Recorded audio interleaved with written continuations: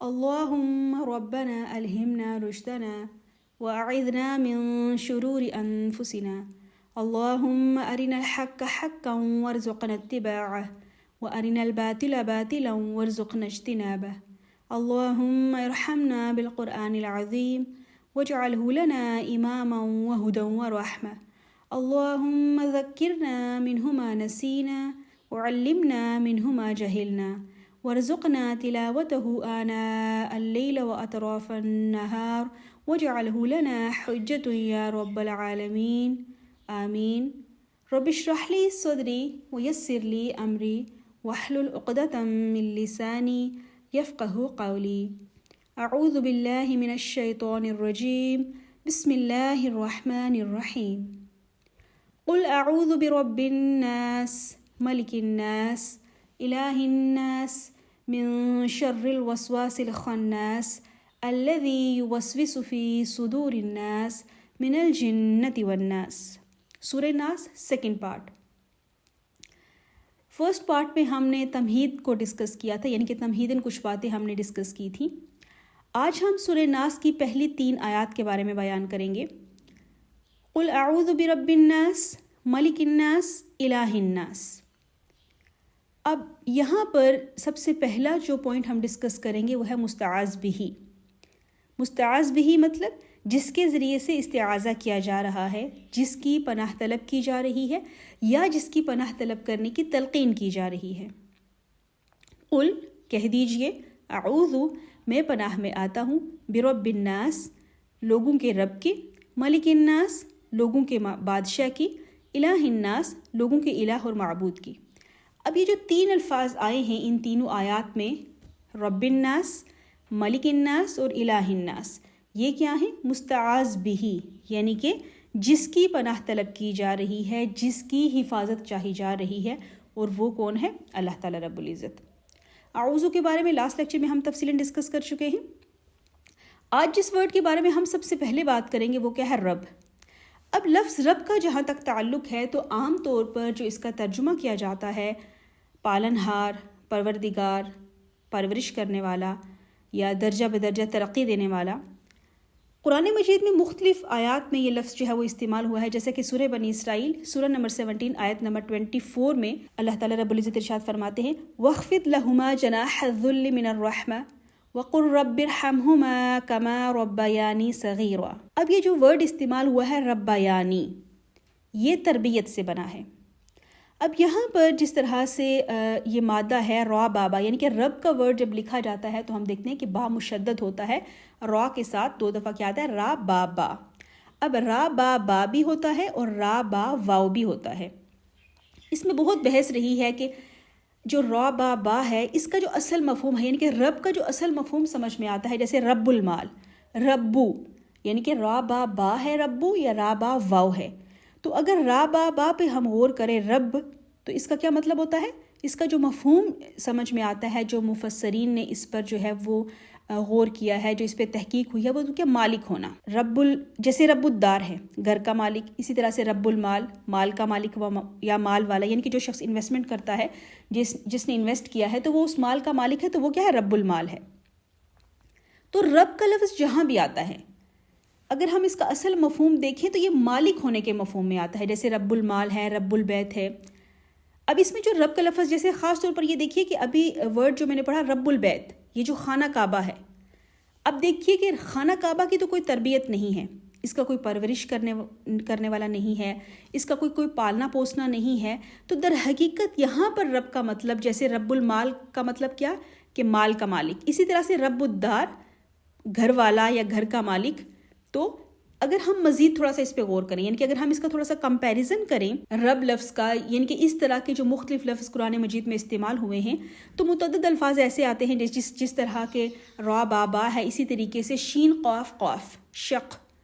اب ایک یہ ورڈ ہے قرآن مجید میں استعمال ہوا ہے شق، جس کا مفہوم کیا ہے؟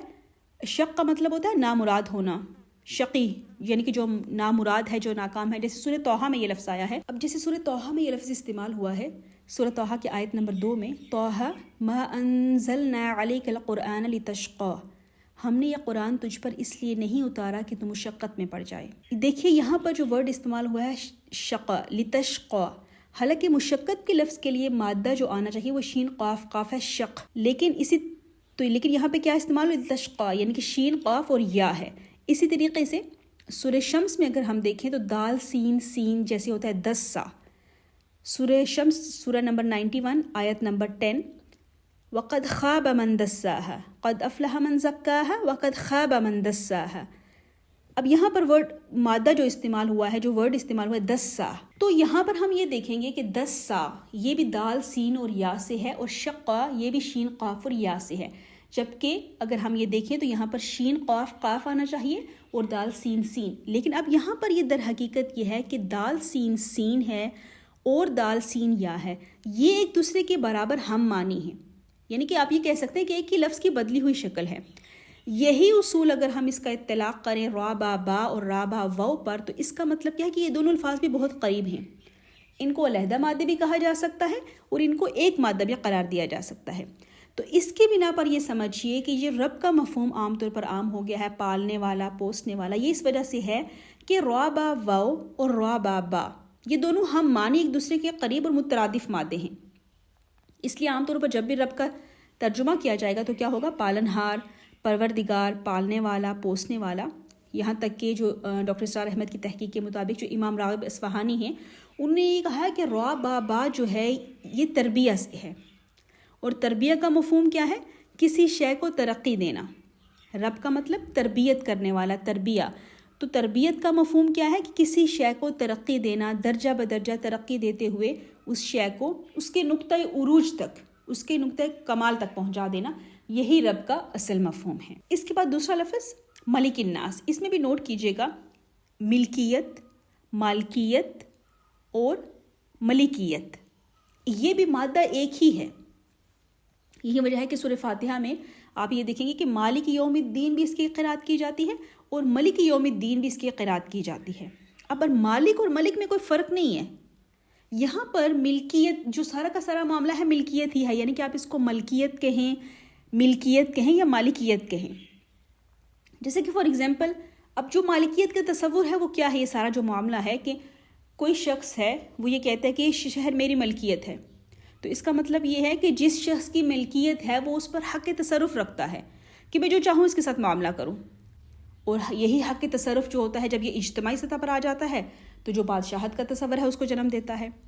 بادشاہ جو ہوتا ہے، جیسے کہ سورہ زخرف سورہ نمبر 43 آیت نمبر 51 میں فرعون کا جو قول نقل ہوا ہے قرآن حکیم میں، وَنَادَ فِرْعَوْنُ فِي قَوْمِهِ قَالَ يَا قَوْمِ أَلَيْسَ لِي مُلْكُ مِصْرَ وَهَٰذِهِ الْأَنْهَارُ تَجْرِي مِن تَحْتِي أَفَلَا تُبْصِرُونَ.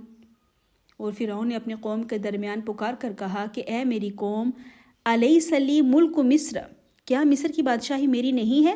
وَهَٰذِهِ الْأَنْهَارُ تَجْرِي مِن تَحْتِي، اور یہ نہریں جو میرے نیچے بہہ رہی ہیں، أَفَلَا تُبْصِرُونَ، کیا تم لوگ دیکھتے نہیں؟ یعنی کہ ہم یہ کہہ سکتے ہیں کہ جس کا حق تصرف ہوتا ہے وہ یہی چاہے گا کہ وہ میں جس کو چاہوں گا موقع دوں گا، جس کو چاہوں میں موقع نہ دوں، جس کے لیے چاہوں میں کمی کر دوں، جس کے لیے چاہوں میں اضافہ کر دوں. یہ در حقیقت ہے ملکیت. اب ملکیت، مالکیت اور مالکیت یہ ایک ہی مادے کی مختلف شکلیں ہیں. اس لیے کہ جو شخص کسی شے کا مالک ہو، جو ہستی ہے، وہی در حقیقت اس کی بادشاہت ہے. اس کو اس کے اندر اختیار حاصل ہے، تصرف، کہ جس طرح چاہے اس کو استعمال کرے. یہ تصور ہم کیا پڑھ رہے تھے؟ ملکیت کا تصور. یعنی کہ ملکیت، مالکیت اور ملکیت یہ ایک ہی مادے کی مختلف شکلیں ہیں. اصل تصور جو ہے اس میں وہ ملکیت کا تصور ہی ہے. آپ اس کو مالکیت پڑھیں یا ملکیت پڑھیں. اب یہاں پر جو تیسرا لفظ ہے، تیسری آیت ہے الہ الناس. الہ الناس، الہ ورڈ کے بارے میں انشاءاللہ تعالی ہم سورہ اخلاص کے ضمن میں بہت تفصیلی اس پر بات کریں گے. اب یہاں پر ہم تینوں ورڈز کا تھوڑا سا کمپیریزن کریں گے کہ یہ جو ایک بہت بڑا حکمت کا ایک خزانہ ہے اس کے اندر، اس کی طرف ہم توجہ کریں گے کہ ہم اس کا جو مفہوم ہے اس کو اچھے طریقے سے سمجھ جائیں کہ ان تینوں الفاظ میں جو نسبت ہے، رب اور ربوبیت، مالک اور ملکیت، اور پھر اس کے ساتھ الہ. اب اگر ہم اس کا جائزہ لیں تو انسان کے ذہنی ارتقاء کی یہ 3 منزلیں ہیں. یعنی کہ ذہنی ارتقاء کی یہ 3 منزلیں ہیں جن کی نشاندہی اس طریقے سے ہوتی ہے. آپ اس کو اس طریقے سے سمجھیں جیسے بچپن میں کہ ابھی انسان کو بچے کو یعنی کہ ایک چھوٹا بچہ ہے اس کو کسی شے کا احساس نہیں ہے سوائے اس کے کہ جو اس کی احتیاجات ہیں جو اس کی ضروریات ہیں، جیسے اس کو بھوک لگتی ہے اس کی ضرورت ہے جو کہ پوری ہونی چاہیے، یا اس سے آگے بڑھ کر بھوک سے آگے بڑھ کر کوئی اور ضرورت ہے، اس کی کچھ حفاظت ہے جو اس کو درکار ہے، اس کو مطلوب ہے۔ اس تصور سے آگے اس بچے کی کوئی دنیا نہیں ہے۔ اس کی ساری بحث اسی سے ہے کہ بھوک لگتی ہے، دودھ ملنا چاہیے، اور جو بھی اس کو یہ فراہم کر دے، اس کا ساز و سامان جو بھی اس کو چاہیے وہی اس کا محسن ہے۔ لہٰذا یہ جو ربوبیت کا سارا تصور بچپن میں جو والدین کی ذات کے ساتھ منسلک ہے، کیونکہ والدین کے ساتھ ہی اس بچے کا ذہنی رشتہ ہوتا ہے، اس لیے کہ اس سے زیادہ اس دنیا سے ابھی اسے کوئی سروکار نہیں ہے۔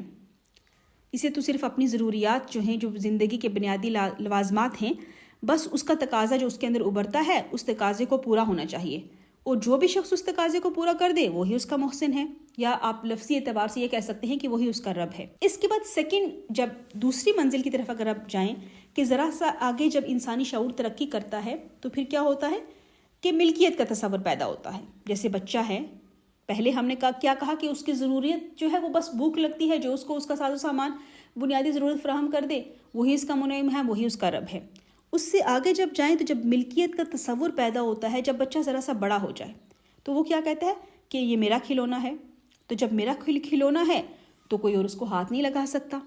یعنی کہ آپ اس کو ڈیلی لائف میں عام طور پر آپ اس کو دیکھتے ہوں گے کہ یہی کچھ ہو رہا ہے۔ اگر ہم اپنے ماضی میں جھانکیں یا آپ کے گرد و پیش میں کوئی بھی بچہ ہے تو آپ دیکھیں گے کہ کس طریقے سے بچوں کے اندر یہ چیز پائی جاتی ہے کہ اگر اس کا کوئی کھلونا ہے تو یہ میرے اختیار میں ہے، اگر میں اس کو دوں کسی کو کھیلنے کے لیے تو ٹھیک ہے، اگر میں نہ دوں تو کوئی اس کو ہاتھ نہیں لگا سکتا، یعنی کہ میری مرضی کے بغیر کوئی اس کھلونے کو ہاتھ نہیں لگا سکتا۔ یہاں سے آپ وہ ملکیت کا تصور جو ہے وہ ابھرتا ہے۔ اس سے آگے پھر جب تھوڑا سا انسان کا شعور پختہ ہوتا ہے تو پھر گھر کی ملکیت، زمین کی ملکیت، یعنی کہ یہ تصور پھر آگے بڑھتا چلا جاتا ہے۔ جو بھی انسان کے اندر یعنی کہ ملکیت کا تصور پیدا ہوتا ہے، اور ملکیت کے ساتھ اس کے اندر تصرف کا اختیار مطلق، یعنی کہ جو میں چاہوں میں اس کے ساتھ کر سکتا ہوں، جس کو چاہوں میں یہ چیز اپنی دوں، جس کو چاہوں نہ دوں، جس کو میں چاہوں وہ استعمال کر سکتا ہے، جس کو میں نہ دوں وہ استعمال نہیں کر سکتا۔ اس کے بعد جب انسان کا شعور پختہ ہو جاتا ہے، انسانی کی نفسیاتی پختگی جس کو کہیں گے، یعنی کہ جسمانی پختگی یا جسمانی بلوغت ہے وہ ایک علیحدہ چیز ہے۔ جسمانی بلوغت تو انسان کی 14-15 سال پر ہو جاتی ہے، لیکن یہاں پر بات ہو رہی ہے نفسیاتی بلوغت کی۔ اب اس کے اندر ایک اور تقاضا ابھرتا ہے، اور وہ تقاضا کیا ہے کہ کوئی محبوب ہو، کوئی مطلوب ہو، کوئی مقصود ہو، کوئی نصب العین ہو، کوئی آدرش ہو، کوئی ایسی شے ہو، کوئی ایسا انسان ہو جس کے لیے میں جیوں، جس کے لیے مروں۔ یعنی کہ زندگی محض زندہ رہنے کے لیے نہیں، یعنی کہ زندگی برائے زندگی نہیں، بلکہ زندگی کسی نصب العین کے لیے ہو، زندگی کسی مقصود کے لیے ہو، زندگی کسی مطلوب کے لیے ہو۔ یہ ہے در حقیقت انسان کی فطرت کی پیاس، یعنی کہ جب انسان کا شعور، اس کے اپنے اندر کی نفسیاتی کیفیت جب بلوغت کو پہنچتی ہے تو ایک محبوب جو ہے اس کو چیز چاہیے ہوتی ہے جس کے لیے وہ اپنی زندگی کو جینا چاہتا ہے۔ یا آپ اس کے لیے ایک اور لفظ استعمال کر سکتے ہیں، عربی میں جیسے کہا جاتا ہے فتش لقلبک عن رفیق، کہ اپنے لیے کوئی ساتھی تلاش کرو۔ انسان کے اندر ایک جذبہ ابھرتا ہے، جیسے کہ حضور اکرم صلی اللہ علیہ وسلم کے بھی آخری جو الفاظ ہیں جو آپ کی زبان مبارک سے ادا ہوئے ہیں، آپ کے انتقال کے عین وقت میں بھی یہی لفظ آیا ہے، اللہم فی الرفیق الاعلی، یعنی کہ رفیق اعلیٰ۔ اب اسی کی طرف مراجعت ہے، اے پروردگار اب تیرا ہی قرب درکار ہے۔ یہ صحیح بخاری کی روایت ہے ہمارے پاس 6348، صحیح بخاری حدیث نمبر 6348۔ حضرت عائشہ رضی اللہ تعالیٰ عنہا نے بیان کیا کہ رسول کریم صلی اللہ علیہ وسلم جب بیمار نہیں تھے تو فرمایا کرتے تھے کہ جب بھی کسی نبی کی روح قبض کی جاتی ہے تو پہلے جنت میں اس کا ٹھکانہ دکھا دیا جاتا ہے، اس کے بعد اسے اختیار دیا جاتا ہے کہ چاہے دنیا میں رہیں یا جنت میں چلیں۔ چنانچہ جب حضرت صلی اللہ علیہ وسلم بیمار ہوئے اور سر مبارک میری ران پر تھا، اس وقت آپ پر تھوڑی دیر کے لیے غشی طاری ہوئی، پھر جب آپ کو اس سے کچھ ہوش ہوا تو چھت کی طرف ٹکٹکی باندھ کر دیکھنے لگے، پھر فرمایا اے اللہ رفیق اعلیٰ کے ساتھ ملا دے، اللہم فی الرفیق الاعلیٰ۔ میں نے سمجھ لیا کہ حضرت صلی اللہ علیہ وسلم اب ہمیں اختیار نہیں کر سکتے۔ حضرت عائشہ کہتی ہیں کہ میں سمجھ گئی کہ جو بات حضرت صلی اللہ علیہ وسلم صحت کے زمانہ میں بیان فرمایا کرتے تھے یہ وہی بات ہے۔ بیان کیا کہ حضرت صلی اللہ علیہ وسلم کا آخری کلمہ تھا جو آپ نے زبان سے ادا فرمایا، اللہم فی الرفیق الاعلیٰ، اے اللہ رفیق اعلیٰ کے ساتھ ملا دے۔ صحیح بخاری کی حدیث نمبر 6348۔ یعنی کہ حضور اکرم صلی اللہ علیہ وسلم نے اپنی صحت کے زمانے میں یہ بات فرما دی تھی کہ انبیاء کو اختیار دیا جاتا ہے کہ جب موت کا وقت آتا ہے ان کا کہ اس دنیا سے نقل مکانی کا، تو انہیں ایک اختیار دیا جاتا ہے، چاہے تو ابھی اور رہیں، چاہے تو آپ مراجعت اختیار کریں. یعنی کہ آپ کا مشن جو ہے وہ مکمل ہو چکا ہے، آپ کی بات جس حد تک مطلوب تھی ہو چکی، اب چاہے تو مزید رہیں اور چاہیں تو واپس اللہ کے پاس تشریف لے آئیں. یہ اسی کا جواب تھا اللہم فی الرفیق الاعلی. تو یہ جو رفیق ہے، فتش لقلبک عن رفیق، یعنی کہ کوئی دوست ہونا چاہیے، کوئی محبوب، کوئی جسے وہ چاہے، جس سے محبت کرے، جس کے لیے اظہار کرے، جس کے لیے قربانی کرے، جس کے لیے جیے، جس کے لیے مرے. یہ کوئی ہستی، یہ در حقیقت فطرت انسانی کی پکار ہے. اس کے لیے الفاظ استعمال ہوں گے آدرش ہے یا نسب العین ہے. اب یہاں پر یہ دیکھیے کہ جب انسان اللہ تک نہیں پہنچ پاتا، یعنی کہ جو اللہ کو تلاش نہیں کرتا، اللہ تک نہیں پہنچ پاتا، تو پھر وہ کیا کرتا ہے؟ کوئی انسان وطن کو اپنا آدرش بناتا ہے، نسب العین بنا لیتا ہے، پھر وہ وطن کے لیے جیتا ہے، وطن کے لیے مرتا ہے. کوئی انسان کسی نظریے کو، کسی تصور کو جو ہے وہ اپنا نسب العین بنا لیتا ہے، پھر اسی پر جو ہے اپنی ساری ہستی لٹائی جاتی ہے. لوگوں نے جو ہے وہ اشتراکیت کے لیے بھی جانیں دی ہیں، لوگوں نے اپنی وطن پر بھی جانوں کو قربان کیا ہے. یعنی کہ لوگوں نے کسی اور شے کی عظمت کے لیے سب کچھ قربان کر دیا. یہ در حقیقت انسان کی فطرت کی پکار ہے کہ کوئی انسان کا محبوب ہو، کوئی مطلوب ہو، کوئی مقصود ہو، کوئی نسب العین، کوئی آدرش. یہ جو 3 سٹیجز ہم پڑھ رہے ہیں، اگر یہ ذہن میں رہیں انسان کی نفسیاتی اور ذہنی ارتقاء کی. یہ سب سے پہلی منزل ہم نے کیا پڑھی؟ میری ضروریات. مجھے کھانے کو چاہیے، مجھے پینے کو چاہیے، مجھے رہنے کو چاہیے، مجھے کسی کی حفاظت چاہیے، مجھے کسی کی مدد اور کسی کی ضرورت چاہیے. کوئی روزی رساں ہو، کوئی مشکل کشا ہو، کوئی پشت پناہ، کوئی حمایتی. یہ سب سے پہلی سٹیج ہے. دوسری سٹیج کیا ہے؟ ملکیت. قرآن مجید میں سورہ حدید سورہ نمبر 57 آیت نمبر 20 میں بیان کیا. اللہ تعالیٰ رب العزت ارشاد فرماتے ہیں اعلموا انما الحیات الدنیا لعب ولہو وزینت وتفاخر بینکم وتکاثر فی الاموال والاولاد. خوب جان رکھو کہ دنیا کی زندگی صرف کھیل تماشا، زینت اور آپس میں فخر و غرور اور مال اور اولاد میں ایک دوسرے سے اپنے آپ کو زیادہ بتلانا ہے. یعنی کہ جو فخر کا مرحلہ آتا ہے، میں کا مرحلہ، میں، میری جائیداد، میرے اموال، میری اولاد. تکاثر فی الاموال والاولاد، یعنی یہ سارا معاملہ وہ ہے جس میں میں، میری ملکیت، میرا سارا سامان، میرا اختیار، یہ ملکیت کا دوسرا تصور ہے. اس کے بعد جو تیسرا تصور ہے وہ ہے مالکیت، کہ کوئی آدرش ہو، کوئی نسب العین ہو، کوئی محبوب ہو، کوئی مطلوب ہو. اصل میں انسان کے عقل کی پختگی، یہ تو ہم انسان کی نفسیاتی ارتقاء کے مراحل بیان کر رہے ہیں. انسان کی عقل کی پختگی کیا ہے؟ انسان یہ پہچان لے، یعنی کہ انسان کی عقل کی پختگی یہ ہے کہ انسان یہ پہچان لے کہ اگرچہ میری ضروریات زندگی بے شمار سلسلوں سے ہو کر آ رہی ہیں، یعنی کہ جو بھی انسان کی ضروریات ہوتی ہیں، جیسے کھانے کے لیے چاہیے، سورج کی جو ہے وہ تمازت ہے، اس کی حرارت ہے جس سے فصلیں پکتی ہیں، ہوائیں چلتی ہیں، بارش برستی ہے، پانی ہے، اس کے بغیر زندگی کا وجود ناممکن ہے. اس کے بغیر فصل نہیں ہوگی، فصل نہیں ہوگی تو کھانے کو کچھ نہیں ملے گا. یہ سارا سلسلہ اپنی جگہ پر ہے، لیکن عقل ایک ہی چھلانگ میں پھر پہنچتی ہے کہاں پر؟ مسبب الاسباب پر، کہ یہ سارا سلسلہ اسباب کسی ایک ہستی کی گرفت میں ہے. رب وہی ہے. والدین کی ربوبیت کا جو تصور بالکل بچپن میں ہوتا ہے، آغاز میں اس سے ابھر کر پھر یہ تصور جب آتا ہے رب الناس، کل کائنات کا مالک. بلکہ سورہ فاتحہ کی پہلی آیت کو اگر ہم سامنے رکھیں، الحمدللہ رب العالمین، تمام جہانوں کا رب. اب ہم ہر جگہ پر یہ دیکھیں گے قرآن حکیم میں یہ جو رب کا لفظ آتا ہے، جیسے سورہ بقرہ کی پہلی آیت ہے، تیسرے رکوع کی پہلی آیت ہے سورہ بقرہ، سورہ نمبر 2 آیت نمبر 21. یا ایھا الناس اعبدوا ربکم الذی خلقکم والذین من قبلکم لعلکم تتقون. اے لوگو اپنے رب کی عبادت کرو جس نے تم کو پیدا کیا اور ان لوگوں کو بھی جو تم سے پہلے گزر چکے ہیں تاکہ تم دوزخ سے بچ جاؤ. یعنی کہ یہ جو رب کا لفظ ہے یہ ہر جگہ پر آپ کو ملے گا. اس کے بعد جو سب سے پہلی آیات نازل ہیں سورہ علق کی، اقرا بسم ربک الذی خلق، کہو اپنے اس رب کے نام سے جس نے پیدا کیا. در حقیقت یہ جو ربوبیت کا تصور انسانی ذہن کے اندر ہے، سب سے پہلا آنے والا تصور ہے. یعنی کہ بالکل جب انسان کا عہد طفولیت ہے، اس کا بچپن ہے، تو اس وقت اس کی اپنی احتیاجات کا، اپنی ضرورتوں کا تصور. لیکن جب ہم عقل کی بات کرتے ہیں، جس طرح سے اس سلسلہ اسباب کو سائنس نے کھنگالا ہے کہ ہمیں معلوم ہے کہ کس طریقے سے سورج کی تمادت سے بخارات جو ہیں وہ بنتے ہیں، پھر وہ بارش بنتے ہیں، پھر وہ زمین پر آتے ہیں، ہوائیں چلتی ہیں، کہاں سے کہاں بادلوں کو لے کر جاتی ہیں، پھر فصلیں پکتی ہیں سورج کی حرارت سے. یہ سب کچھ معلوم ہے، لیکن اس سے اگلی بات، یعنی کہ یہ سب کچھ تو ہمارے سامنے ہو رہا ہے. ہمیں پتہ ہے کہ سورج کی حرارت سے فصلیں پکیں گی، جو ہے وہ بخارات بنیں گے، بادل بنیں گے، بارش آئے گی، پھر ہوائیں بادلوں کو لے کر کہاں کہاں پر لے کر جائیں گی، ان کو برسائیں گی. لیکن اس سے اگلی بات بھی معلوم ہوگی، یہ جو پورا سلسلہ اسباب جو ہے یہ صرف اور صرف اللہ تعالیٰ کے قبضۂ قدرت میں ہے. تو یہاں پر ہم اس نتیجے پر پہنچے کہ رب الناس اور رب العالمین وہی ہے. کون؟ اللہ. الحمدللہ رب العالمین. اسی طریقے سے انسان کے اندر یہ جو تصور پیدا ہوتا ہے، میری میز، میری کرسی، میرا کھلونا، میرا مکان، میرا ساز و سامان، میرا ملک، ایون کہ میرا قبیلہ، میری قوم، میرا اختیار، میری حکومت، یہ سب کچھ ہے. لیکن یہ انسان کے عقل کی رسائی جو ہے یہ سب کچھ ہے. لیکن انسان کی عقل کی رسائی اگر ہو جائے حقیقت تک تو مالک الناس، بادشاہ حقیقی صرف اور صرف کون ہے؟ اللہ. جس کے پاس بھی جو کوئی اختیار ہے وہ صرف ظاہری ہے. یعنی کہ یہ جو ہم چیزوں کے بارے میں کہتے ہیں کہ یہ میری چیز ہے، میرا ملک، میرا قبیلہ، میرا کھلونا، میری حکومت، چھوٹی سے لے کر بڑی چیز تک، یہ صرف اور صرف ظاہری طور پر ہے.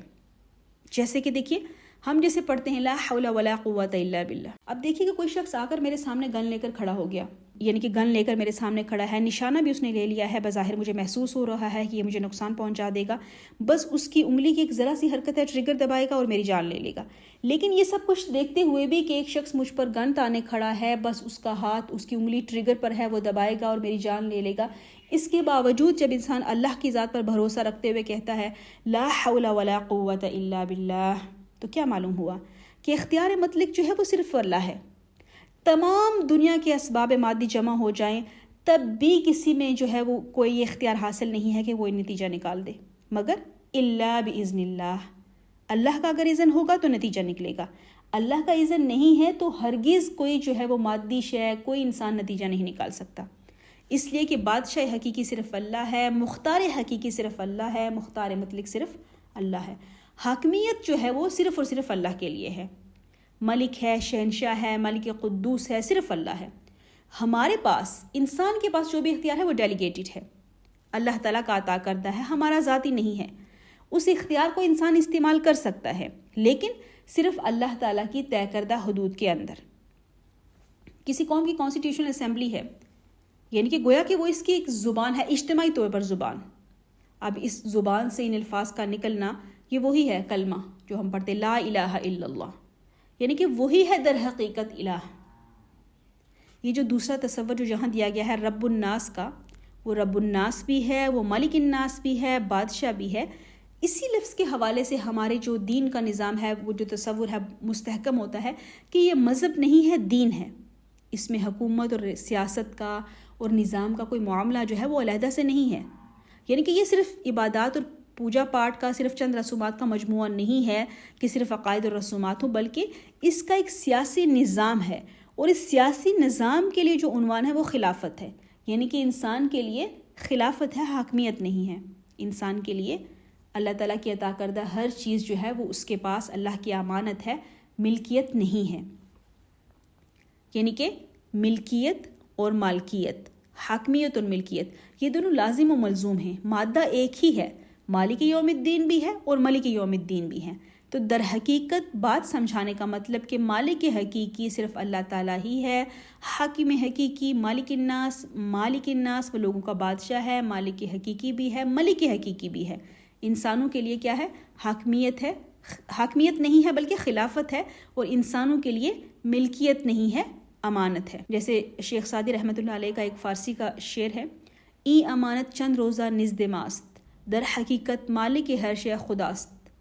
یعنی کہ یہ جو جملہ اسباب ہے دنیاوی، میری دنیاوی جو ہے، جیسے کہ شیخ سعدی رحمۃ اللہ علیہ کا ایک فارسی کا شعر ہے، ای امانت چند روزہ نزد ماست، در حقیقت مالک ہر شے خداست. کیا مطلب ہے اس کا؟ کہ یہ جو جملہ مال و اسباب ہے دنیاوی، یہ میرے پاس ایک عارضی امانت ہے، در حقیقت مالک ہر شے خداست، ورنہ ہر شے کا مالک کے حقیقی جو ہے وہ صرف اور صرف اللہ تعالیٰ ہے. یہ الگ بات ہے کہ ہم ملکیت کے اس فریب کے اندر مبتلا ہو جاتے ہیں کہ جیسے کہ ہلدی کی گانڈ مل گئی ہے تو ہم سمجھتے ہیں کہ ہم پنساری بن گئے ہیں، اور ہم یہ سمجھتے ہیں کہ میری شے ہے، میری ملکیت، میری جائیداد، میرا مکان، میرا محل، اور میری یہ اور میری وہ. یعنی کہ یہ سوائے فریب کے کچھ نہیں ہے. ای امانت چند روزہ نزد ماست، در حقیقت مالک ہر شے خداست. سروری زیبا فقط اس ذات بے ہمتا کو ہے، حکمراں ہے ایک وہی باقی بتانے آزری۔ تو یہ ہم دوسرا لفظ پڑھ رہے تھے ملک الناس۔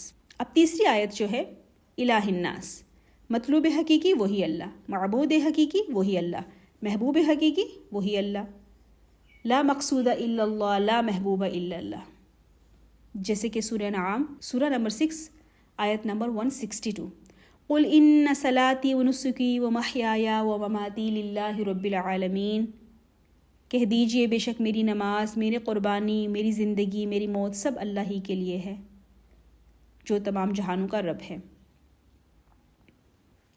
یعنی کہ حقیقت میں وہی انسان کہلانے کا مستحق ہے جس کا کوئی نسب العین ہے، جس کا کوئی آدرش ہے، جس کی زندگی میں کوئی مقصد ہے، جو محض زندگی کے لیے جینے کے لیے نہیں جی رہا بلکہ کسی مقصد کے لیے، کسی نسب العین کے لیے جی رہا ہے۔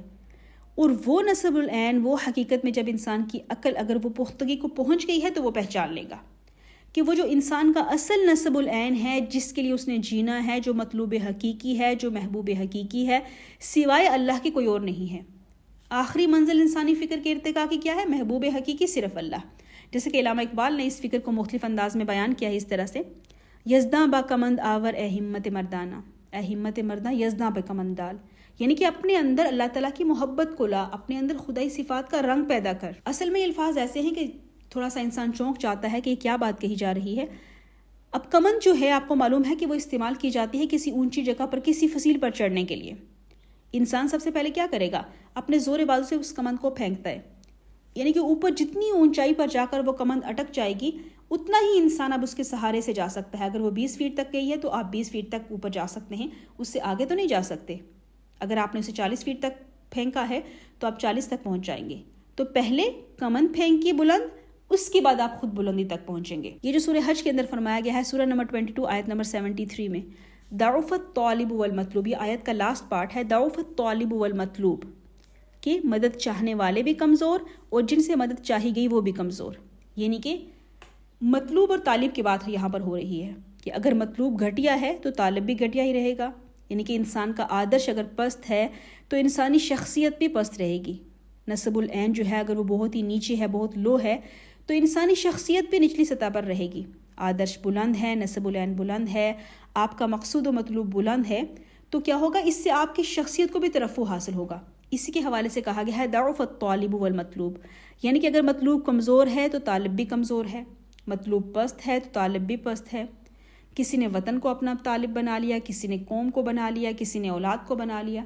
کتنے ہی لوگ دنیا میں آپ دیکھیں گے کہ صرف اپنی اولاد کے لیے جیتے ہیں، اپنی ساری کی ساری جو توانائیاں ہیں، اپنی ساری کی ساری انرجی ہے وہ انویسٹ کر دیتے ہیں صرف اولاد کے لیے۔ ان کا مقصود و مطلوب اولاد ہے، اس کے سوا کوئی بلند نسب العین ان کی زندگی میں نہیں ہوتا۔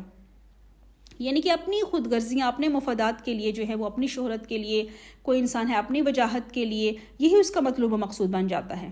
بہرحال ہم پڑھ رہے ہیں کہ پست نسب العین ہوگا تو آپ کی شخصیت بھی پست رہے گی، اعلیٰ اور بلند نسب العین ہوگا تو آپ کی شخصیت کو بھی بلندی حاصل ہوگی، ترفع حاصل ہوگا۔ کچھ انسان آپ دیکھیں گے کہ جیسے ہے کہ اپنے ہی حسن کا دیوانہ پھرتا ہے انسان، اپنی ہی حریم ذات کے گرد انسان طواف کرتا رہتا ہے۔ کچھ لوگ ہوتے ہیں جو صرف اپنی ذات کے گرد ان کی زندگی گھومتی ہے، یعنی کہ مختلف لوگ مختلف چیزوں کے طالب بن جاتے ہیں کہ ہم کسی نہ کسی چیز کے پیچھے پڑ جاتے ہیں کہ مجھے یہ چاہیے، مجھے یہ چاہیے، مجھے یہ چاہیے، لیکن وہ جب چیز ملتی نہیں ہے تو پھر کیا ہوتا ہے کہ جب وہ چیز نہیں ملتی تو پھر انسان کی کمزوری نکل کر سامنے آتی ہے کہ جب وہ چیز نہ ملنے کی وجہ سے ہم کمزور ہو جاتے ہیں۔ تو در حقیقت اللہ تعالیٰ نے اسی حقیقت کی طرف جو ہے وہ یہ بیان کیا ہے، ضعف الطالب والمطلوب۔ اب یہاں پر ایک واقعہ بیان کیا جاتا ہے کہ ایک لڑکے کا، کہ ایک 1987 میں نیو یارک یونیورسٹی میں ایک شخص ہے وہ پڑھ رہا ہے، ایک لڑکا ہے، اس نے PhD کی سائیکالوجی میں۔ تو اس وقت یہ ہوتا تھا کہ اس کا جو ریسرچ ورک تھا، جو تھیسس تھا، اس وقت تو کمپیوٹر فائلز نہیں تھی، تو لوگ پرنٹ کر کے اپنا تھیسس جو ہے وہ سبمٹ کرواتے تھے۔ تو اس نے بھی پرنٹ کروایا جو اس کا ریسرچ ورک تھا، جو اس کا تھیسس تھا، اباؤٹ 400 پیجز کا تھا، اور یہ کہ اس نے ایکسٹرا کاپی تو نہیں بنائی، تو اس نے وہ جو تھیسس تھا وہ ڈپارٹمنٹ کو سبمٹ کیا۔ اب کیا ہوا کہ ڈپارٹمنٹ نے وہ جو اس کے 400 پیجز کا تھیسس تھا، اس کا وہ ریسرچ ورک تھا، وہ ان سے گم ہو گیا۔ اب اس وجہ سے کہ اس کا 4 سال کی جو محنت تھی، اس کا کیا ہوا کہ وہ اس بندے کا پوری کی پوری طرح سے نروس بریک ڈاؤن ہو گیا۔ اب کہتے ہیں کہ وہ نیو یارک یونیورسٹی کے کیمپس میں ایسے ہی پھرتا رہتا تھا، یعنی کہ 10-15 سال تک وہ شخص ایسے ہی پھرتا رہا، اور وہ بولتا رہتا تھا یہاں پر مت جانا، یہ لوگ تمہارا کام چرا لیں گے، یہ سب جھوٹ بولتے ہیں، don't waste your life, don't study here. یعنی کہ وہ جو شخص تھا وہ اس کا اس طریقے سے نروس بریک ڈاؤن ہوا. اور پھر کیا ہوتا تھا کہ اس شخص کو جا کر وہ مینٹل ہاسپٹل میں ایڈمٹ کرواتے تھے، کچھ ہفتے وہاں پر رکھتے تھے، پھر وہ ریلیز کرتے تھے، پھر وہ دوبارہ سے کیمپس میں آ جاتا اور وہاں پر چکر لگا کر وہ شروع ہو جاتا اسی طریقے سے. اب وہ کس چیز کا طالب تھا؟ وہ ڈگری کا طالب تھا. اور جب اس کا سارا ریسرچ وقت ضائع ہو گیا، اس کے ثمرات اس کو نظر نہیں آئے، تو وہ خود کولیپس ہو گیا. یعنی کہ مطلوب جو اس کی خود چیز وہ ایسی کمزور تھی کہ وہ غائب ہو گئی، اور جب مطلوب غائب ہوئی تو اس کی جو کمزوری تھی وہ سامنے آ گئی. ابھی جو ہم آیت کے بارے میں پڑھ رہے تھے ضعف الطالب والمطلوب، کہ یہاں یہ کہا جا رہا ہے کہ جب ہم کسی کمزور کی چیز کے پیچھے بھاگیں گے تو ہم کمزور رہیں گے. جس طرح سے لوگ جو ہوتے ہیں وہ جھوٹے خداؤں کے پیچھے بھاگتے ہیں، وہ خدا تو خود کمزور ہے، ایک مکھی کا سامنا نہیں کر سکتے، تو پھر اس کی وجہ سے تم خود کمزور ہو. اور مزید بات یہاں پر یہ بات بتائی جا رہی ہے کہ بتوں کی صرف بات نہیں ہو رہی ہے. یعنی کہ یہ جو آیت اوپر ہم پڑھ رہے ہیں سورہ حدید کی آیت ہے، آیت نمبر 73، کہ اے لوگوں، کیا اس کا ترجمہ ہے کہ ایک مثال بیان کی جاتی ہے تو اس کو غور سے سنو. تم لوگ خدا کے سوا جس چیز کو پکارتے ہو وہ ایک مکھی بھی پیدا نہیں کر سکتے، اگرچہ سب کے سب اس کے لیے جمع ہو جائیں، اور اگر ایک مکھی ان سے کچھ چھین لے تو وہ اس سے چھڑا بھی نہیں سکتے.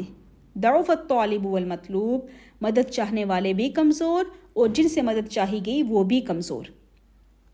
تو یہاں پر کیا بیان کیا جا رہا ہے کہ جھوٹے خداؤں کے پیچھے بھاگنے والے، وہ خود خدا جب کمزور ہوگا کہ ایک مکھی کا سامنا تک نہیں کر سکتا تو اس کی وجہ سے تم خود کمزور ہو. یعنی کہ یہاں پر صرف بتوں کی بات نہیں ہو رہی ہے، جس چیز کو بھی تم اپنے سامنے رکھو گے اور یہ تم کو یہ کہو کہ مجھے یہ چیز چاہیے، اور پھر تمہارا سارا کا سارا فوکس جو ہے وہ اس پر کر دیا کہ اب تمہیں اس کے علاوہ کوئی چیز نظر نہیں آ رہی، لیکن پھر کیا ہوگا کہ جب وہ چیز تمہارے سامنے نہیں ہوگی تو تمہارے پاس کچھ بھی باقی نہیں رہے گا. جیسا کہ آج کل ہم دیکھ رہے ہیں کہ کیا ہو رہا ہے، بہت سارے لوگ ہیں، اتنا زیادہ شدید ذہنی ڈپریشن ہو رہا ہے. جس طرح سے نوجوان نسل میں دیکھیے آج کل کیا چل رہا ہے ہمارے معاشرے میں، if I don't marry her I will die, if he leaves me I will die. یعنی کہ نوجوان نسل لڑکے لڑکیوں میں کیا چل رہا ہے، یہ جو اس قسم کی ذہنیت ہے کہ جب انسان کسی ایسی چیز کا طالب بن جاتا ہے تو پھر وہ کمزوری اور ڈپریشن میں رہتا ہے. جیسے آپ ایک ماں کو لے لیجیے، جب ماں ہے، ایک اس کا بچہ ہے، بچپن میں وہ ماں کے ساتھ بچہ بہت زیادہ جڑا رہتا ہے. جیسے جیسے بچہ بڑا ہوتا چلا جا رہا ہے وہ زیادہ آزاد خیال ہو رہا ہے.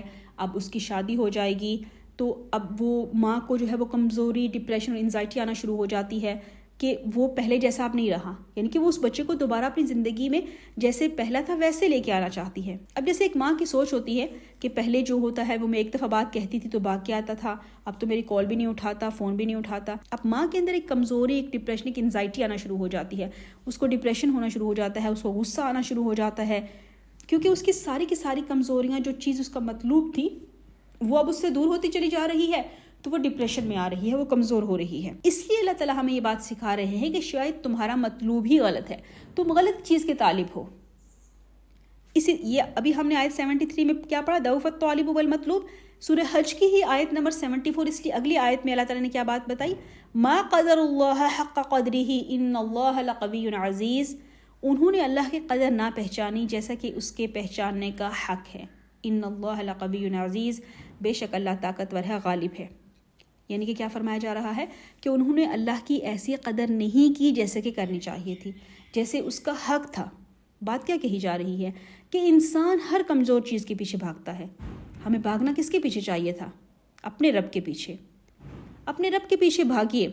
اب جب انسان اپنے رب کے پیچھے بھاگتا ہے، راستے میں انسان کے پاس بہت سی نعمتیں آتی ہیں، راستے میں نعمتیں بھی آتی ہیں، مشکلات بھی آتی ہیں، کبھی وہ نعمتیں ہمارے ہاتھ سے نکل جاتی ہیں. کوئی بات نہیں، نعمت ہاتھ سے چلی جی، وہ میرا مطلوب نہیں تھی، وہ تو نعمتیں تھی اللہ کی، اور میں ان نعمتوں کے ملنے پر اللہ تعالیٰ کا شکر گزار ہوں. میرا مطلوب میرا رب ہے. یعنی کہ انسان جب اللہ تعالیٰ کے راستے پر نکلتا ہے، اس راستے پر جب ہم چل رہے ہیں، ہمیں پہنچنا تو اللہ تعالیٰ تک ہے. راستے میں بہت سی نعمتیں جو ہیں وہ ہمیں ملیں گی، لیکن راستے میں نعمتیں آ گئی ہیں وہ میرا مطلوب نہیں بن جائیں گی. ان چیزوں کو میں پسند بھی کروں گی، ان سے میں محبت بھی کروں گی، لیکن وہ میرا فائنل مطلوب نہیں ہے. یعنی کہ نعمتیں کون سی، جیسے انسان کی نعمت ہے، اولاد کی نعمت ہے، والدین کی نعمت ہے، زوج کی نعمت ہے، دوستوں کی نعمت کہہ سکتے ہیں، پیسوں کی نعمت ہے، یہ ساری کی ساری نعمتیں ہیں، لیکن یہ مطلوب نہیں ہیں، یہ انسان کا اصل گول نہیں ہے. یہ آئیں گی اور جائیں گی. ان چیزوں سے انسان کو محبت ہوتی ہے، لیکن ایک حد تک محبت، یعنی کہ اس طریقے سے کہ اگر ان سے جدائی ہو بھی جاتی ہے تو کوئی یہ جدائی جو ہے یہ کوئی ہمارے وجود کا امتحان نہیں ہے. ایسا نہیں ہے کہ ہم برداشت نہیں کر سکیں گے، اگر کوئی نعمت جو ہے وہ اللہ تعالیٰ دے کر ہم سے لے لیتا ہے ہم جی نہیں پائیں گے. اگر یہ امت رسول اللہ صلی اللہ علیہ وسلم کی وصال کو برداشت کر سکتی ہے تو وہ کسی بھی چیز کو برداشت کر سکتی ہے، کسی بھی چیز کو. یہاں پر اللہ تعالیٰ کی طرف سے یہ بات سکھائی جا رہی ہے. جو شرک کا تصور ہے، شرک تو ہے نا بتوں کا، لیکن کبھی کبھی ایسا ہوتا ہے کہ شرک یہ ہے کہ جب ہم جذباتی ہو جاتے ہیں اور جذباتی طور پر کسی شے کے ساتھ اتنا اٹیچ ہو جاتے ہیں کہ ہم اسی کو اپنا الہ بنا لیتے ہیں، اس کے علاوہ پھر ہمیں کچھ نظر نہیں آتا، وہی ہمارا سب کچھ بن جاتا ہے. اسی لیے اللہ تعالیٰ نے ایک خطرناک باطل الہ کا جو بیان کیا ہے سورہ جاسیہ میں، سورہ نمبر 45 آیت نمبر 23، افرأیت من اتخذ الہہ ہواہ، کیا تم نے اس شخص کو دیکھا ہے جس نے اپنی خواہش کو اپنا معبود بنا رکھا ہے.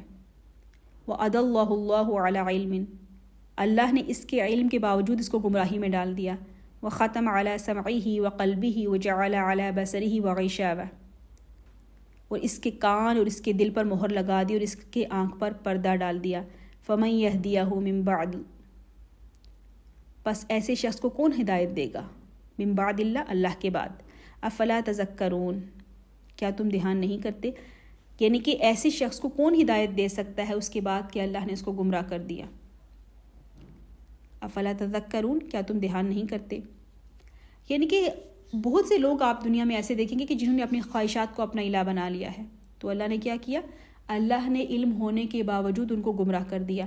اور جب اللہ گمراہ کر دے، جیسے کہ آیت میں کیا فرمایا گیا ہے، وَخَتَمَ عَلَىٰ سَمْعِهِ وَقَلْبِهِ، اللہ نے اس کے کان اور اس کے دل پر مہر لگا دی. وَجَعَلَ عَلَىٰ بَصَرِهِ غِشَاوَةً، اور اس کی آنکھ پر پردہ ڈال دیا. فَمَن يَهْدِيَهُ مِن بَعْدِ اللَّهِ، تو اللہ کے بعد اس کو کون یعنی کہ اللہ نے جب گمراہ کر دیا تو اس کو کون ہدایت دے سکتا ہے؟ افلا تذکرون، کیا تم دھیان نہیں کرتے؟ یعنی کہ قرآن مجید میں جس طرح سے ایمان والوں کی شان بیان کی گئی ہے، سورہ بقرہ آیت نمبر 105، وَمِنَ النَّاسِ مَن يَتَّخِذُ مِن دُونِ اللَّهِ أَندَادًا يُحِبُّونَهُمْ كَحُبِّ اللَّهِ وَالَّذِينَ آمَنُوا أَشَدُّ حُبًّا لِلَّهِ. وَمِنَ النَّاسِ مَن يَتَّخِذُ مِن دُونِ اللَّهِ، یہ کچھ انسانوں میں ایسے بھی ہیں جو اللہ کے سوا کسی اور کو مد مقابل بنا لیتے ہیں. يُحِبُّونَهُمْ كَحُبِّ اللَّهِ، پھر اس سے ایسی محبت کرتے ہیں كَحُبِّ اللَّهِ جیسی اللہ سے کرنی چاہیے تھی. وَالَّذِينَ آمَنُوا، لیکن جو اہل ایمان ہیں، أَشَدُّ حب اللہ، شد شدید ترین ہے حب اللہ، اللہ کی محبت میں. یعنی کہ ایمان والے اگر شدت کے ساتھ محبت کرتے ہیں تو وہ صرف اللہ سے، یعنی محبوب حقیقی اللہ کو ہونا چاہیے تھا، لیکن وہاں تک رسائی نہیں ہوئی، اس مقام تک نہیں پہنچے تو کسی اور کو اس مقام پر رکھ کر انسان نے پوجنا شروع کر دیا، اس سے محبت شروع کر دی. یہ انسان کا ایک فطری تقاضا ہے جو اس کے اندر سے ابھرتا ہے، جس کو وہ ہر صورت پورا کرتا ہے کسی نہ کسی شے کو اپنا مطلوب و مقصود بنا کر. اس لیے ان آیات میں جو ہے وہ ہمیں یہ بات سمجھائی جا رہی ہے کہ ان آیات کو ہم نے سمجھنا ہے اور اپنے دل کے اندر تک لے کر جانا ہے کہ ضعف الطالب والمطلوب، کہ انسان اتنا کمزور نہ بن جائے کہ کسی شے کے نہ حاصل ہونے سے، کسی شے کے چھن جانے سے وہ اتنا کولیپس ہو جائے. اور پھر جس طرح سے اگلی آیت میں بتایا گیا ہے وَمَا قَدَرُ اللَّهَ حَقَّ قَدْرِهِ إِنَّ اللَّهَ لَقَوِيٌّ عَزِيزٌ، کہ انہوں نے اللہ کی قدر نہیں کی جیسے انہیں کرنی چاہیے تھی، بے شک اللہ قوی ہے. یعنی کہ پہلی آیت میں کیا بتایا گیا؟ انسان کو کمزور بتایا گیا، ضعف الطالب والمطلوب، کہ طالب بھی کمزور اور مطلوب بھی کمزور. اور اگلی آیت میں اللہ کو قوی بتایا گیا، ان اللہ لقوی عزیز، کیونکہ اللہ مطلوب ہے.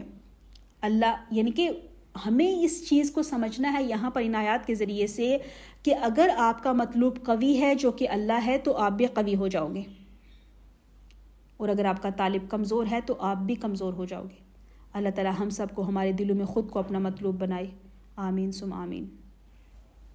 تو در حقیقت ہم کیا پڑھ رہے تھے یہاں پر کہ عقل کی پختگی، انسان کی عقل کی پختگی کی بات ہو رہی تھی کہ انسان کا جو ذہنی اور نفسیاتی ارتقاء ہے، ابتدائی تصوری احتیاجات ہے، یعنی کہ انسان کی جو ضرورتیں ہیں، اس کے بعد جو تصور جو آتا ہے ملکیت کا، ملکیت کا، اور اس سے آگے پھر جب مقصود ہے انسان کا، کوئی مطلوب ہے، محبوب ہے، تو انسان کے فکر کی پختگی جو ہے، انسان کی عقل کی جو رسائی ہے، وہ حقیقت کبریٰ تک ہونی چاہیے کہ ہے ذات واحد عبادت کے لائق، زباں اور دل کی شہادت کے لائق، اسی کی ہے فرما اطاعت کے لائق، اسی کی ہے سرکار خدمت کے لائق. مولانا حالی فرماتے ہیں یہ یعنی کہ وہی ہے رب، وہی ہے ملک اور وہی ہے الہ. قل اعوذ برب الناس، ملک الناس اور الہ الناس.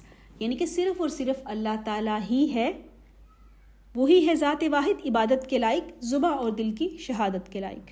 یہ ہم پڑھ رہے تھے مستعاذ بھی. اب یہاں پر ایک بات اور نوٹ کر لیجیے، یہ جو سہ سورہ ہے، سورہ اخلاص، سورہ فلق اور سورہ ناس.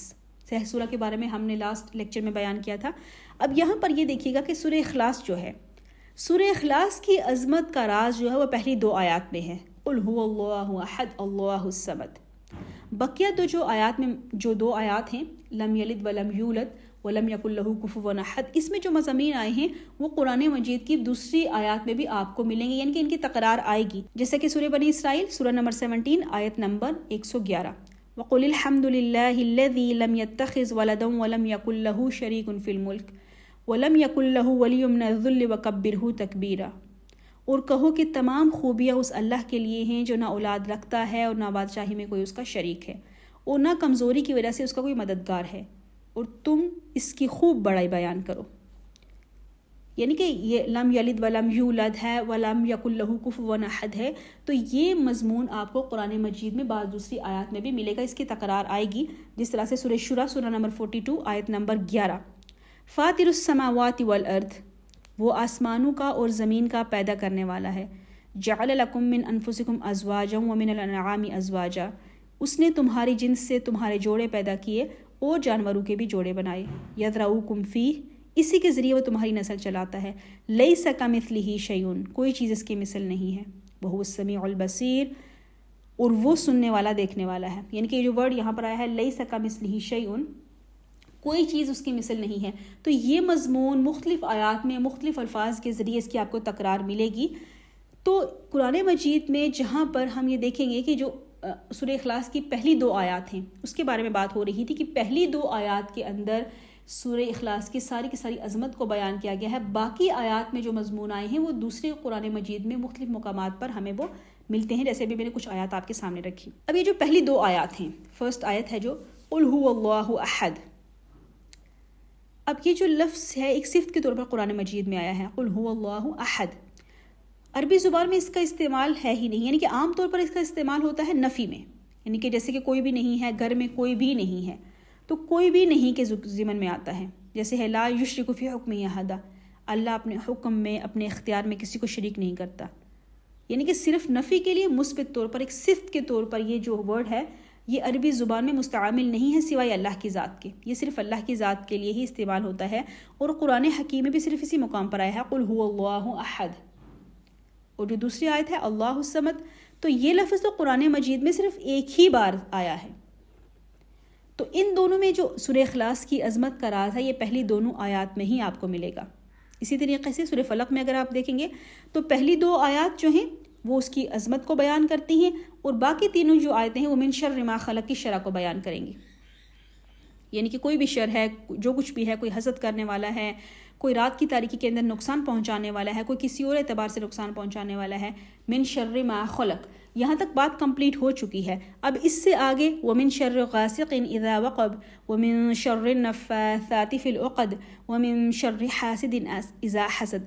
تو یہ ان 3 آیات کے اندر من شر ما خلق کو مزید انہانس کیا گیا ہے، اس کی شرح کو بیان کیا گیا ہے، اس کی تفصیل کو بیان کیا گیا ہے.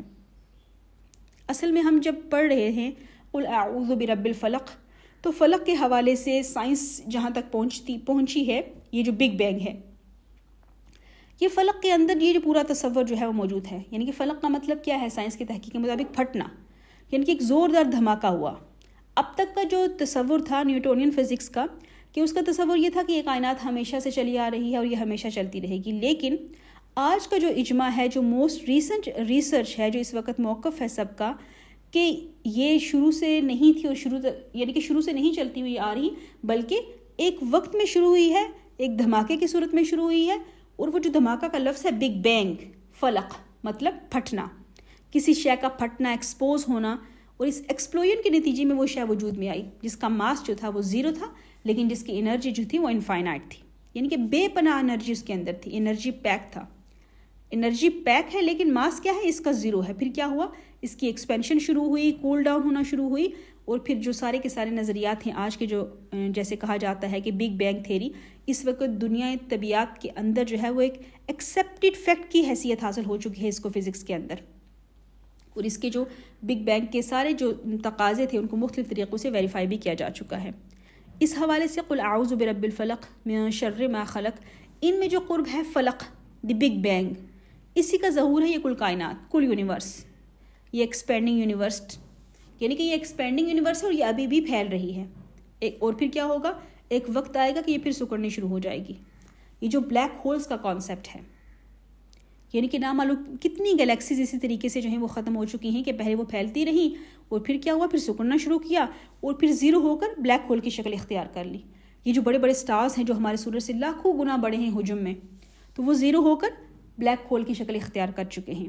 اب یہاں پر ہمیں یہ بات سمجھ میں آتی ہے کہ جیسے بگ بینگ ایک دھماکے سے یہ شروع ہوئی تھی، زیرو ماس لیکن انرجی بے بنا تھی اسی کے اندر، اسی طریقے سے یہ بساط جو ہے وہ لپیٹی بھی جا سکتی ہے. یعنی کہ جس طرح ایک دھماکے سے شروع ہوئی تھی، اسی طریقے سے یہ بساط جو ہے کائنات کی لپیٹی بھی جا سکتی ہے. جیسے قرآن مجید کے اندر الفاظ استعمال ہوئے ہیں، سورہ انبیاء سورہ نمبر 21 آیت نمبر 104، یوم نطوی السماء کطی السجل للکتب کما بدأنا اول خلق نعید وعدا علینا انا کنا فاعلین.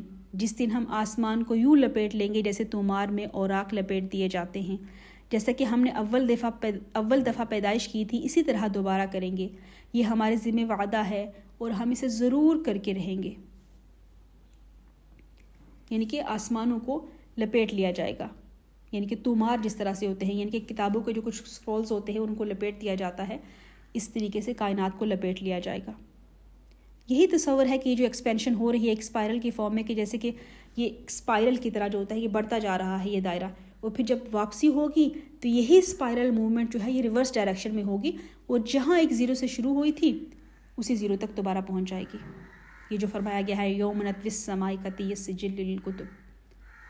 بہرحال ہم سورہ فلق کی ابتدائی 2 آیات میں جو ہے وہ اس کی شرح کو جو پڑھیں گے، ومن شر غاسق. اسی طریقے سے نوٹ کر لیجیے سورہ ناس کے اندر بھی جو اصل حکمت پنہا ہے وہ انہی 3 آیات میں ہے، قل اعوذ برب الناس، ملک الناس اور الہ الناس. اب یہاں پر ایک بات یہ نوٹ کیجئے گا کہ ان دونوں صورتوں میں لفظ اللہ نہیں آیا ہے، یعنی کہ سورہ ناس اور سورہ فلق میں لفظ اللہ استعمال نہیں ہوا ہے، جبکہ سورہ اخلاص میں یہ آ چکا ہے قل هو اللہ احد. اور سورہ اخلاص کے ساتھ یہ دونوں صورتیں معوذتین جو ہیں یہ جڑی ہوئی ہیں. یہاں لفظ اللہ نہیں ہے، یہاں اللہ تعالیٰ کی 3 نسبتیں بیان کی گئی ہیں، اور پھر انسان کا ذہنی اور فرقی، یہاں لفظ اللہ استعمال نہیں ہوا ہے، یہاں پر اللہ تعالیٰ کی 3 نسبتیں بیان کی گئی ہیں، رب الناس، ملک. یہاں لفظ اللہ استعمال نہیں ہوا بلکہ اللہ تعالیٰ کی 3 نسبتیں بیان ہوئی ہیں، رب الناس، ملک الناس، الہ الناس. اور اس میں انسان کا ذہنی اور فکری ارتقاء جو ہے، اور پھر انسان کی نفسیاتی پختگی، اور پھر انسان کی عقل کی ایک ہی چھلانگ، یعنی کہ انسان کی جو ہے وہ جو ایک ہی چھلانگ میں وہ اس کا جو، یہاں پر لفظ اللہ استعمال نہیں ہوا ہے لیکن یہاں پر اللہ تعالیٰ کی 3 نسبتیں جو ہیں، اور پھر اس میں انسان کا ذہنی اور فکری ارتقاء جو ہے، انسان کی نفسیاتی پختگی اور پھر انسان کی عقل کی پختگی، کہ یہ جو سارا سلسلہ اسباب ہے یہ مسبب الاسباب کے ہاتھ میں ہے، اور وہ مسبب الاسباب وہ رب صرف اللہ ہے. یہ ملکیت، مالکیت، یہ بادشاہت، یہ سب سراب ہے، سب دھوکہ ہے. مالک حقیقی صرف اللہ ہے. سارے آدرش، سارے نسب العین، سارے مقصود، سارے مطلوب، سارے محبوب فانی ہیں، سب پست ہیں. اگر ان میں سے کسی میں نگاہ الجھ گئی تو پھر دعوت طالب والمطلوب کی شکل بن جائے گی. جیسے اقبال نے کیا کہا ہے، یزداں بکمند آور اے ہمت مردانہ، یعنی کہ تمہاری کمند کہیں نیچے نہ اٹک کر رہ جائے. اپنی کمند آرزو کو، اپنی کمند طلب کو اتنا اونچا پھینکو کہ وہ ذات باری تعالیٰ تک پہنچ جائے.